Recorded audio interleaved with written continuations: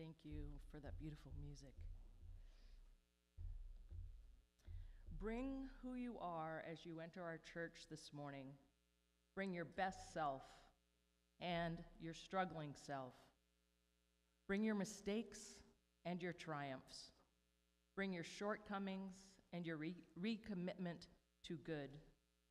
Bring yourself here and open your heart to beauty, to truth, to the door that is open to the presence of God. Here in this church, we are trying to walk together on a peaceable way, trying to hammer out division and hatred and all that separates one from another. We try and we will fall short, but held in love, we try again. We come together this morning as a church to bow our heads in prayer, to raise our voices in song, to remember our promises and vow to live by them once again. With those words from Sarah C. Stewart, I welcome you to the Unitarian Universalist Congregation of Cleveland. Whether you are here in person or attending online, thank you for being here. My name is Linda Coulter. My pronouns are she, her, and I am a worship associate here at this congregation. For those who are new today, I'll take a moment to tell you about our congregation. We gather on the lands of the Erie, the Haudenosaunee, and the Anishinaabe peoples, also known as the Three Fires Council. We recognize that we need to learn more about the complex and often painful history of the place we live, to care for the land we inhabit, and to show respect to the diverse peoples and cultures who preceded us, as well as those who gather here now. Because of this, our congregation is developing a relationship with the Lake Erie Native American Council. Our congregation is a member of the Unitarian Universalist Association of Congregations, and as a Unitarian Universalist, or UU congregation, we are a non-creedal community. This means that we do not require anyone to subscribe to a specific set of beliefs to be a member of the congregation. Instead, we live by a covenant that encourages ethical behaviors, affirms democracy, celebrates the worth of each individual, and unites us in a search for meaning and in reverence for the great mystery that is life. We are a welcoming congregation which affirms all persons who choose to participate in the life or activities of our community, regardless of color, national origin, gender identity, sexual orientation, age, physical or mental abilities, or economic status. If you would like to learn more about us, please take a moment to fill out the gray pamphlet found in the pew rack in front of you. Someone will contact you to answer your questions and help you feel welcome in our community. You may also visit our website, uucleveland.org, and send us an email from there. As we enter sacred space, please silence any audible cell phones, alarms, and other devices to avoid distractions during the service. I'm going to ask Leilani Collins to please come forward. She is our chalice lighter this morning, and she looks great in pink. Leilani enjoys our We Worship space and would like you all to know that she is in the brownies. Let us join our voices together as we read our chalice lighting, which is our congregational covenant found on the yellow card in front of you. We cultivate trust with one another by celebrating differences, honoring boundaries, and offering compassion and care. We listen to each other deeply with curiosity and wonder. We speak for ourselves without need to defend ourselves or persuade each other. We create safe and brave space for healthy conflict, creativity, and fun. We reconcile through forgiving and making amends when we hurt one another.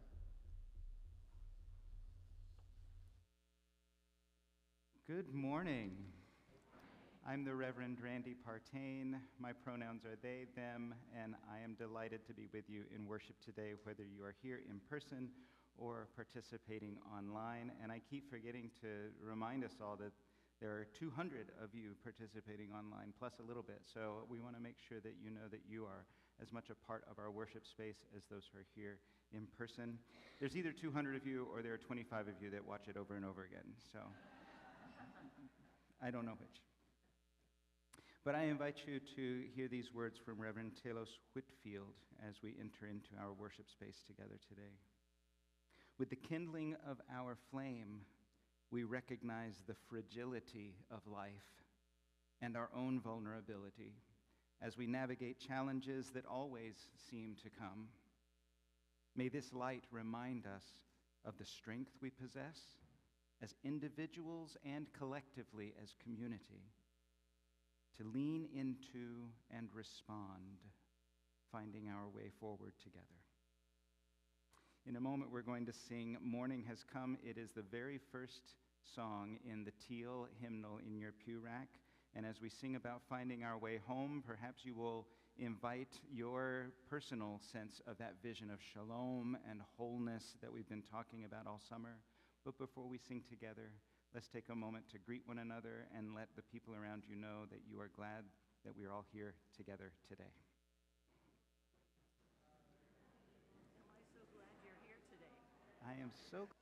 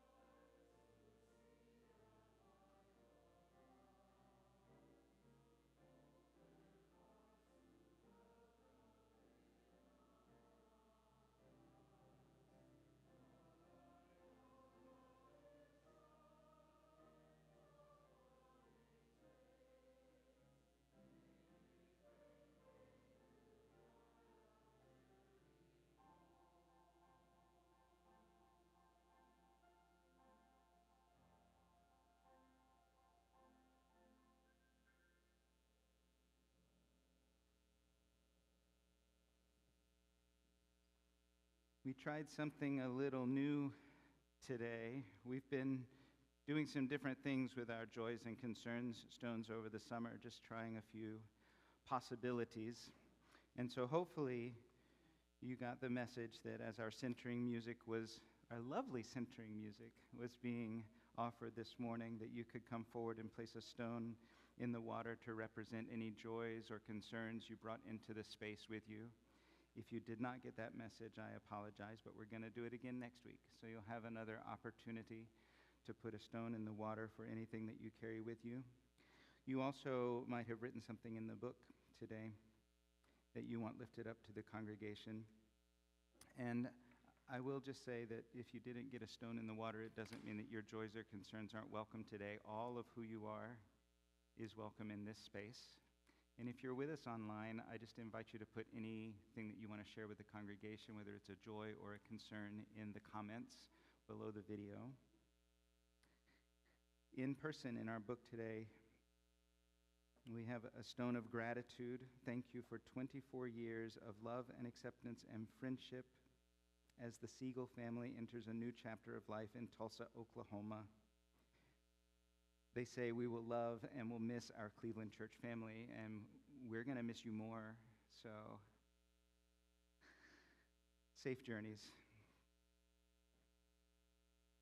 Also, a stone today in memory of John Boswell on the 2nd anniversary of his death by suicide, brother of Anne and Eve Bendezu. And also such a lovely service yesterday for Lisa Van Cleef, a stone placed in loving memory. So with all of these and those that have left unspoken, I invite you to enter a moment of prayer or reflection, meditation. Spirit of love and life, we bring so much into this space. Things that we are celebrating, things that are joyful and make our hearts overflow with exuberance. And we bring grief into this space. Grief that maybe we've carried with us for a while, and we're not ready to be done with it, and it's not done with us. And yet, in all of these, it's complicated. The things that we celebrate are sometimes bittersweet. The griefs that we carry are sometimes tinged with so much joy and memories of laughter and connection. May we be a complex people. May we be open to holding complex space that is safe enough for all of these things. May each joy or concern or thing that cannot be named as one or the other find a place in this container. May it bring us greater connection and love for one another and for the world around us. Amen, and blessed be.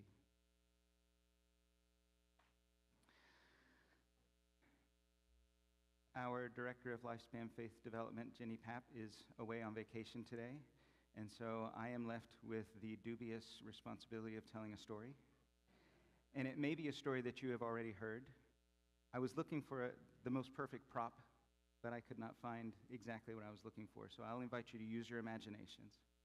Because there are some parts of the world where either now or at some point in the past, people have had to travel to gather water.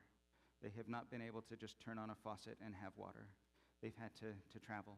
And sometimes they would have to have jugs that they would fill up with water for their household. And if you had enough of a household, maybe 2 jugs that you would fill up. And so you would put them on a pole. I wonder if you can imagine a pole across my shoulders with 2 very light, very empty jugs that I might take with me to the place where there is water. And I would carry on the pole these 2 jugs. I hope you can see them. Maybe you even hear them in the breeze a little bit. Maybe they brush against a pew as they go. I don't know why there are pews on the way for me to get water, but in this case there are. And they would fill up the jugs and carry them back. And they probably cause the stick to bow a little bit. And you might notice that the jug on my right is sloshing out a little bit of water because it has a crack in it. And that's okay. That's okay. By the time I get back to where I'm going with my jugs of water, I have a full jug of water, and I have half a jug of water, and it turns out that that is fine for me and my household. But it's not fine with the broken jug, because every day I carry these jugs out to get water this broken jug is very aware that it is only carrying half of the water back that the other jug is carrying. And every time it goes along this path, it knows that it is losing so much water along the side of the pathway, and it feels so terrible about this. And one day, when we get back, the broken jug says, I am so ashamed. I have been only carrying half the water back for so long, and I'm broken, and there's nothing I can do about it, and I just want to say I'm sorry that I am so broken. And so, being the wise minister that I am, I say to the jug, tell you what, let's have this conversation after we go and get water tomorrow. And when we come back, on the way back, I want you to look along the way to see what has been happening as you have spilled water along the way. I hope those of you sitting in this part know what to do. It should be obvious, but if it has to be hinted at, I'll hint at it on the way. So we go back and we get the water, and the cracked jug is feeling so ashamed and so terrible, and yet it's going to look along the way because I asked it to, and it cares about me, and it cares what I say. The one thing in the world that cares what I say is this broken jug of water. And so as we travel back along the way, the broken jug looks at all of the flowers that are on that side of the path. Only on that side of the path where it has been spilling out water all the time when we have been going to collect things. And so we get back, and I asked the broken jug, what did you see? And I said, there were so many flowers. There were yellow and purple flowers, and so many of them along that side of the path. And I said, yeah, sometimes I'll pick a flower and I'll put it on the table, and we'll have this beautiful thing when we have our meals together. But the only reason those flowers grew is because you were able to spill out some of that water along the way. And I was grateful for that. And so we continued to gather water, the broken jug and the full jug. I don't know why the full jug had no opinions about this, but it doesn't in this particular story. Maybe that's a different story. But we learn how to embrace those things that look like brokenness and recognize that they are gifts and that they offer something unique to the world, sometimes something that would not exist otherwise. Thank you all for doing the flowers without even a little bit of prompting. I mean, maybe a little bit. May we recognize our own sense of brokenness and learn to see it as a gift. Thank you.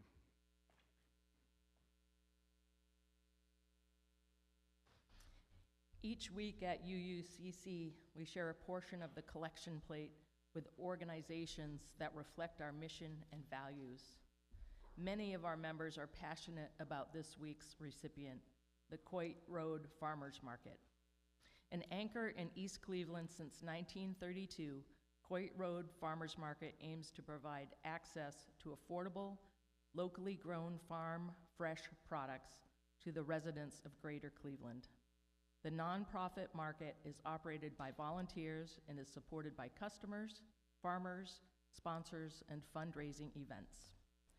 Committed to growing the legacy of Cleveland's oldest farmers market, the Coit Road Farmers Market has long been a leader in engaging the community in local food options. Situated at the heart of one of Greater Cleveland's most challenged areas, the market offers an oasis of green, fresh, and nutritious foods, from produce to baked goods, local cheeses to free-range meats. More than 20 vendors serve thousands of customers year-round, providing one of the region's few winter markets and a greatly expanded produce offering during the summer growing season. The market works with local nonprofit organizations, food pantries, local and regional government, healthcare providers, and community organizations to offer relevant programming. It also provides space for the East Cleveland Community Garden, free space for urban farmers, a learning garden, cooking class, a small business incubator, and an arts venue, plus more. This morning, we ask you to support Coit Road Farmers Market as generously and responsibly as you are able. Place your offering, cash or check made payable to UUCC in the plate as it is passed, or contribute via Cash App to $UUCC 44122. Please use the memo line to indicate today's date and our plate recipient, Coit Road Market.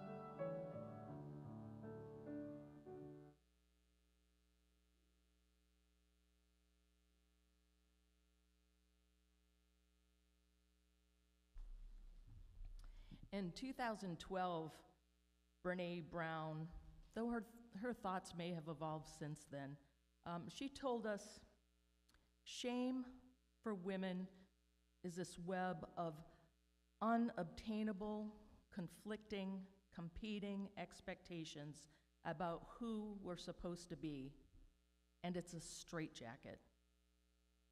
For men, shame is not a bunch of competing, conflicting expectations. Shame is one thing: do not be perceived as weak. I did not interview men for the first 4 years of my study. It wasn't until a man looked at me after a book signing and said, "I love what you say about shame. I'm curious why you don't mention men." And I said, "I don't study men." And he said, "That's convenient." And I said, "Why?" And he said, "Because you say to reach out, tell our story, be vulnerable. But you see those books you just signed for my wife and my 3 daughters?" I said, "Yeah." "They'd rather me die on top of my white horse than watch me fall down." When we reach out and be vulnerable, we get that shit beat out of us. And don't tell me it's from guys and the coaches and the dads, because women in my life are harder on me than anyone else. So I started interviewing men and asking questions. And what I learned is this: you show me a woman who can actually sit with a man in real vulnerability and fear, I'll show you a woman who's done incredible work. You show me a man who can sit with a woman who's just had it. She can't do it all anymore. And his first response is not, "I unloaded the dishwasher." But he really listens, because that's all we need. I'll show you a guy who's done a lot of work. Shame is an epidemic in our culture, and to get out from underneath it, to find our way back to each other, we have to understand how it affects us and how it affects the way we're parenting, the way we're working, the way we're looking at each other. If we're going to find our way back to each other, we have to understand and know empathy, because empathy is the antidote to shame. If you put shame in a petri dish, it needs 3 things to grow exponentially: secrecy, silence, and judgment. If you put the same amount in a petri dish and douse it with empathy, it can't survive.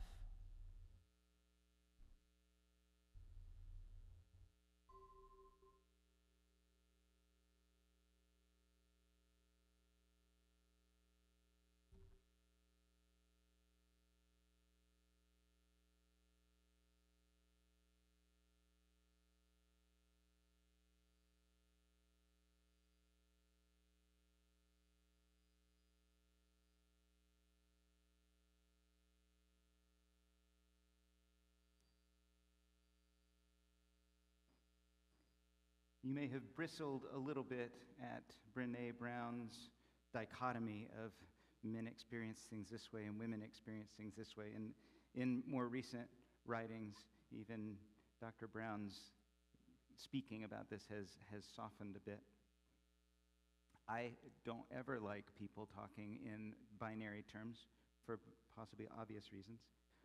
But I invite you to hold in your head this possibility that your experience of shame might not be what everybody around you experiences, and yet we still wrestle with it, and that we might need different things from one another. And that may or may not be connected with gender. In our society, I think we do have some different expectations of people who are of different genders. And we need to be able to address that if we're going to draw closer to this vision of shalom and wholeness, this work of tikkun olam that our Jewish siblings talk about. We've talked this summer about the gap between current reality and shalom, wholeness.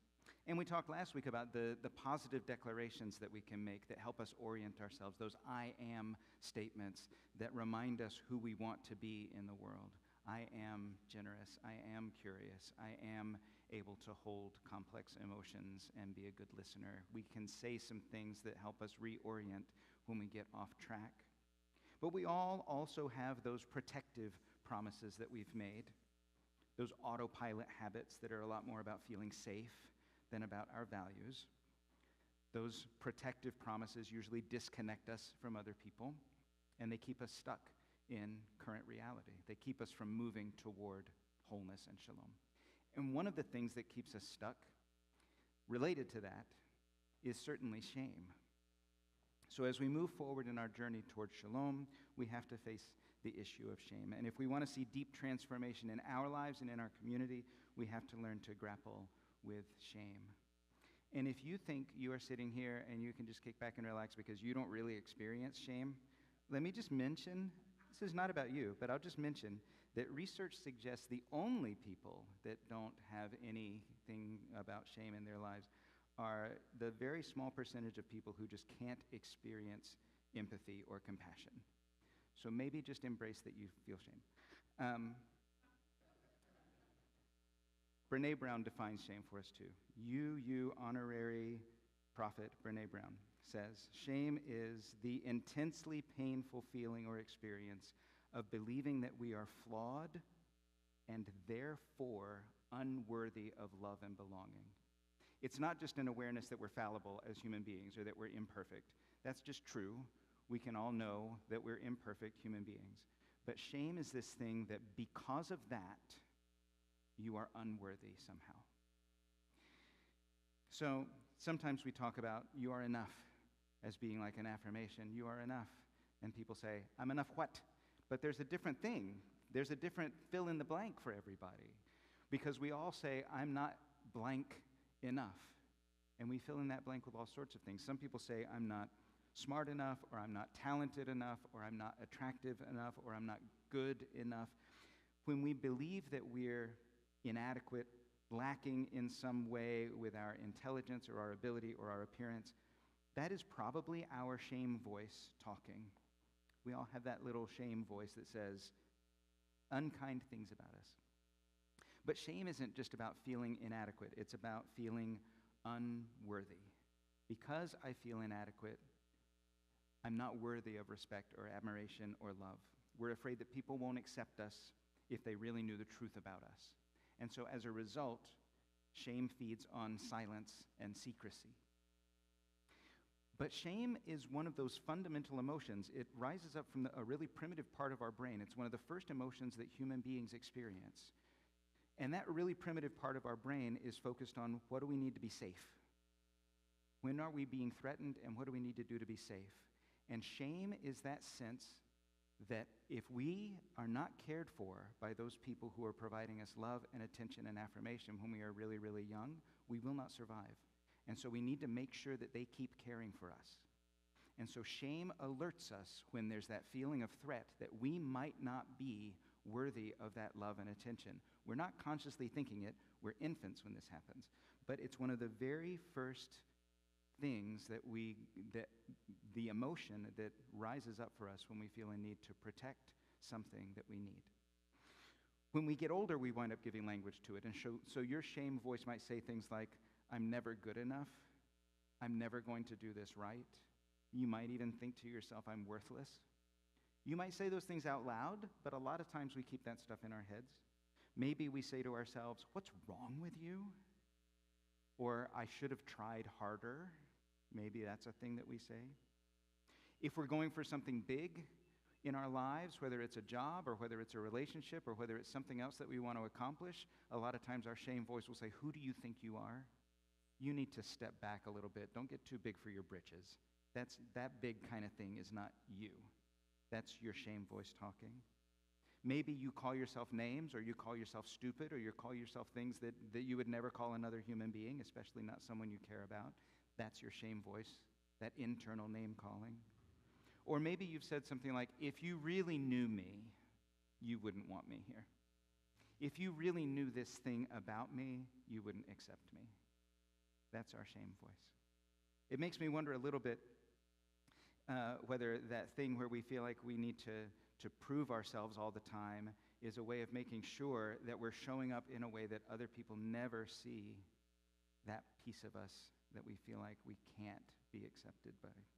But it's not the same as guilt or regret or embarrassment. Those are also normal human emotions. We all feel those things too. And sometimes we say shame, and we really mean one of those other things, guilt or embarrassment. Guilt is a normal, healthy emotion that lets us know when we've done something that's not in line with what we think is right. When we have violated our own personal sense of right and wrong, guilt prompts us to clean up our messes and to seek forgiveness and reconciliation. And when we've done that, the guilt lessens. We may still regret some things, but guilt gives us something to do to clean things up. Like when I have sent that angry email response with all caps and lots of exclamation points, and I haven't really thought it through before I click that button, guilt says, hang on, you should probably call that person before they read that email and apologize and say, that is not how I want to be in this relationship. Please just delete that email. Or if you're going to read it, let's read it together and laugh about it, because that is not how I want to be in this. Guilt gives us an opportunity to clean things up. When we're embarrassed, we're also experiencing something that happens to everyone. We tend not to think that we are personally defective or unworthy when we do something embarrassing. Like when I was in the fellowship hall and I was really grateful to somebody for their involvement in this particular ministry, and they said, that's not me. And I said, oh, I am so sorry, I got you confused with somebody else, but you're involved in this other thing, right? And they said, no, that's also not me. So, twice. So, although that individual may think that I'm utterly incompetent, it does not make me think that I am defective or unworthy just because I didn't understand who somebody was in the moment. We may want to run and hide at the moment that we feel embarrassed, but usually when we do something embarrassing, it's something that we're willing to share later on, maybe as a funny story with other human beings. So like guilt, when embarrassment is handled in a healthy way, it diminishes over time. But shame doesn't let us do that. Shame keeps growing, because shame doesn't want us to share those things with other people. Shame convinces us that we need to hide from other people, either literally or figuratively. So while guilt allows us to ask for and receive forgiveness, shame keeps us from receiving forgiveness because we would rather remain in pain than to seek healing, because it seems like that's just untenable.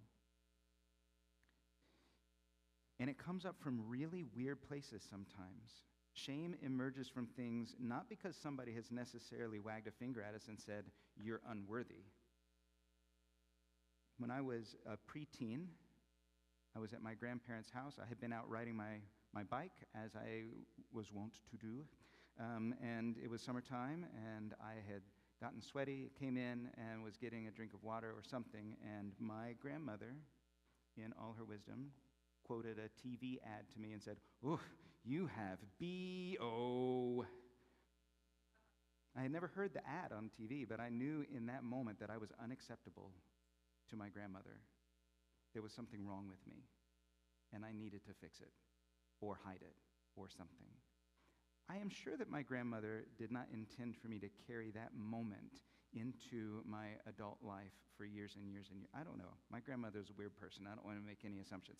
But I don't think that was her intention.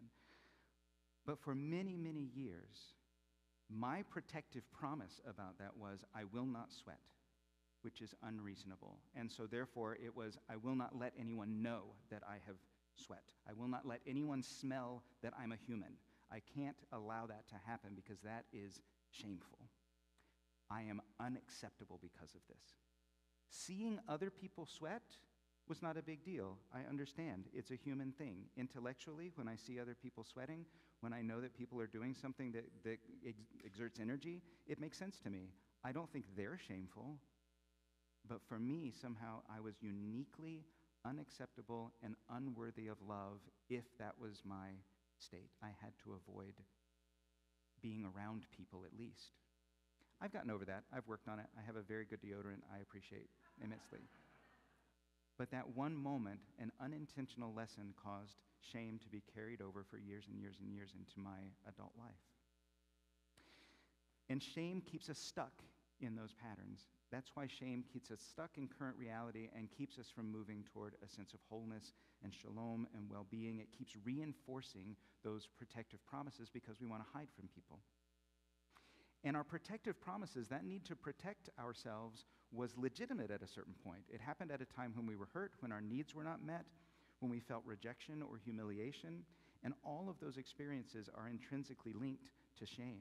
We may even feel shame about having needs in the first place. Or when we were wounded, we may feel shame about the fact that we allowed ourselves to be wounded. Sometimes when we get hurt, especially as children, we think things like, if I were a better person, this wouldn't have happened to me.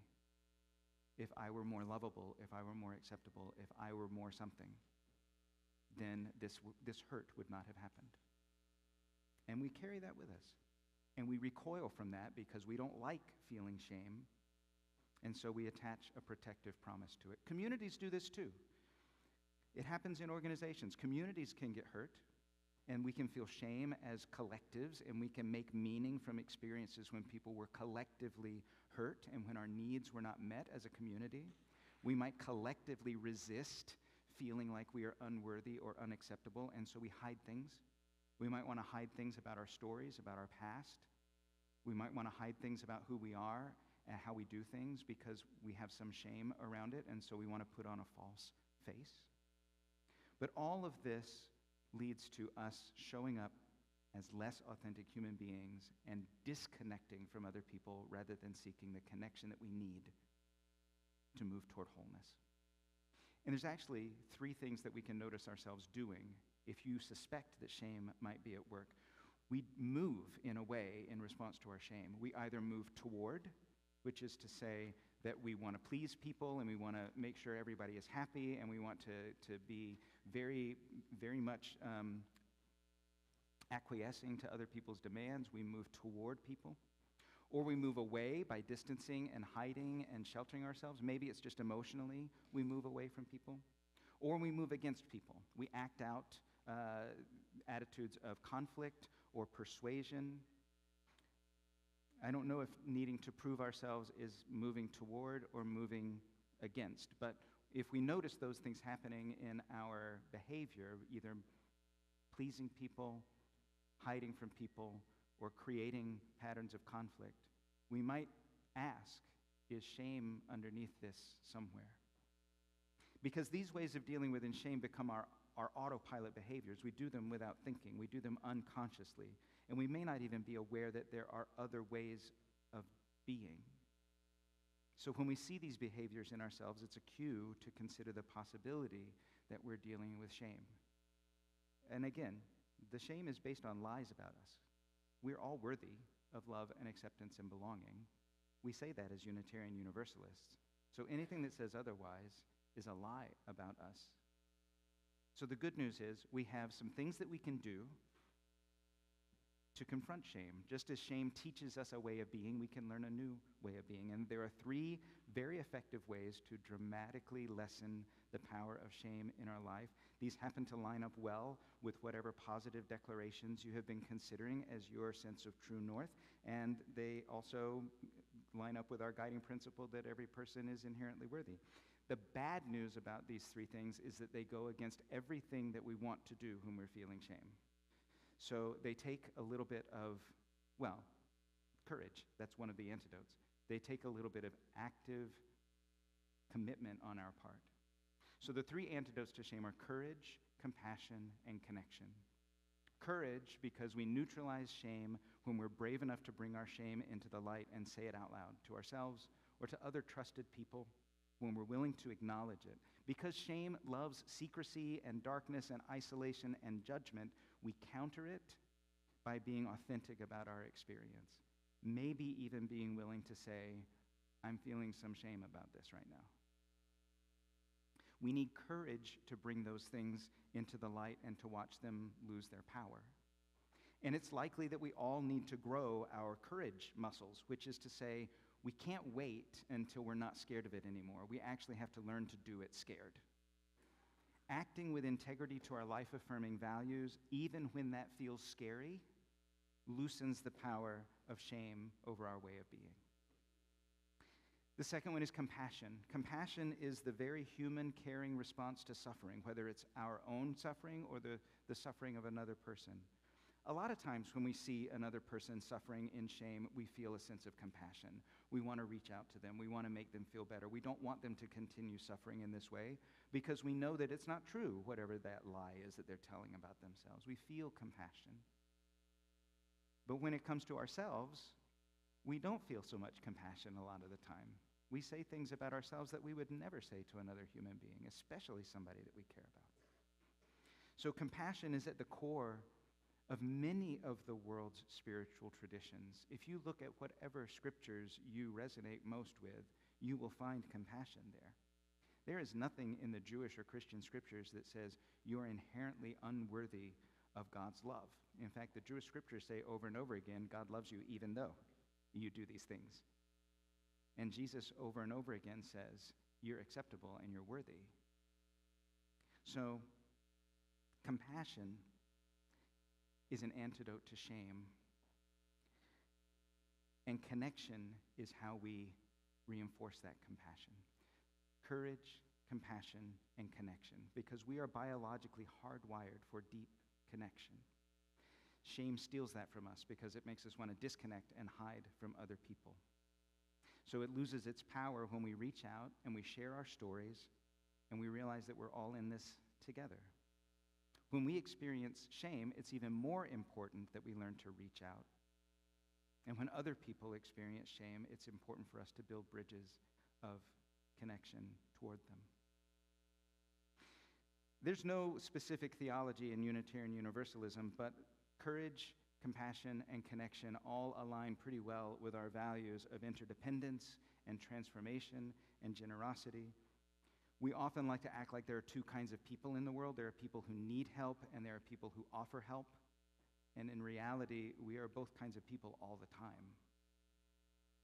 It's really amazing sometimes when somebody hasn't been here for a while, they show up and say, well, you know, I really needed my community today. So I showed up. I know I haven't been here in a while, but I really needed my community today. And I say, well, I'm glad you're here.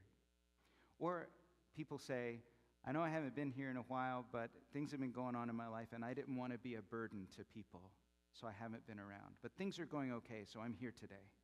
And I say, well, I'm glad you're here. But what I want to say to them, to you, is that you should show up all the time. I don't like to should all over people. It would be wonderful if you show up all the time.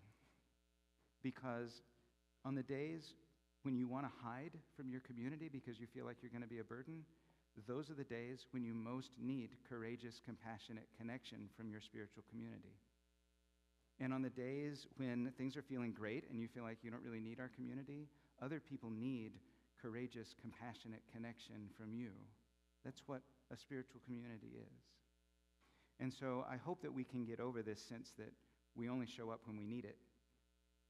And we only need it when we're feeling like we're not going to be ashamed of being around other people. Because we need that sense of courage and compassion and connection with one another and to build those qualities into our relationships. And so, in the spirit of courage and compassion and connection, and this sense that we can lean on one another, I will invite us to rise and body our spirit as we sing hymn number 1021 in the Teal hymnal, Lean on Me.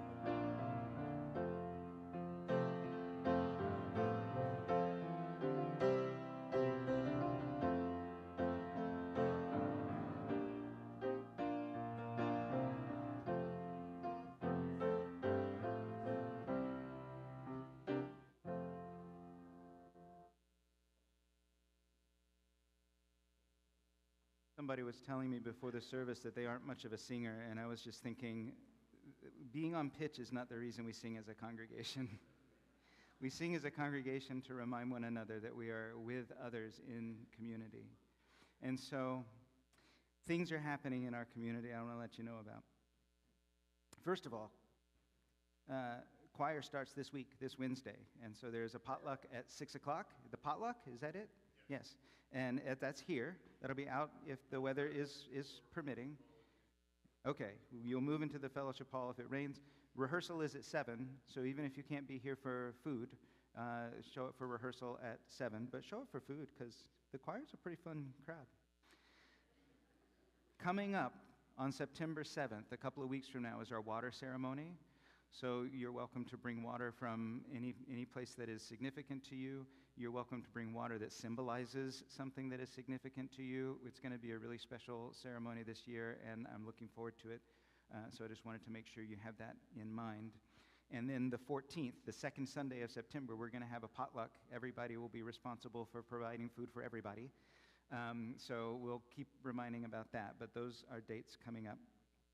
Our UUCC pretrial support team has a happy problem. We're getting so many referrals now that we need more navigators to support people who are going through their pretrial period. The navigators connect with people by phone. They provide reminders about court dates, sometimes transportation and childcare during a court proceeding.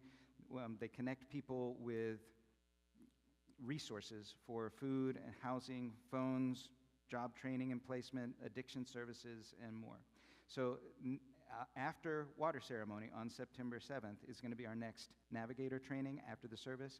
It's in the newsletter. It's on the website. Please do register in advance, though, so we know how many people are showing up for that. Did I get everything, Pat? Okay. And I know some of you have been curious about what the next steps are with our building and where decisions are with that. The Future Facilities Task Force is still in the process of reflecting on your feedback about physical space, but today after the service, they are having a discernment meeting where some next steps are going to be clarified, and so in the next 9 days, I would say, stay tuned for some specific details about the way forward that you have all invited through your feedback. Lots and lots of things. It must be time for autumn because we are crossing that threshold. If it needs to be said, and I think it probably always needs to be said, you are inherently worthy of love and belonging.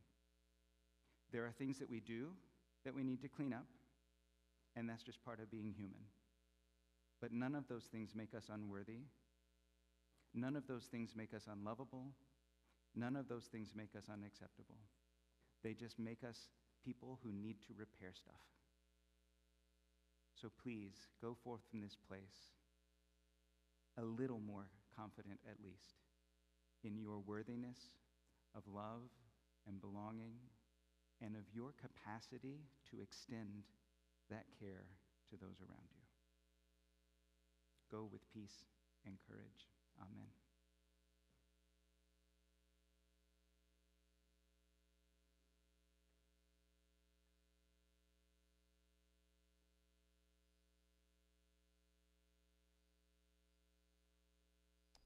We'll now extinguish our chalice with the words on the yellow card in front of you. We extinguish this flame, but not the light of truth, the warmth of community, or the fire of commitment. These we carry in our hearts until we are together again.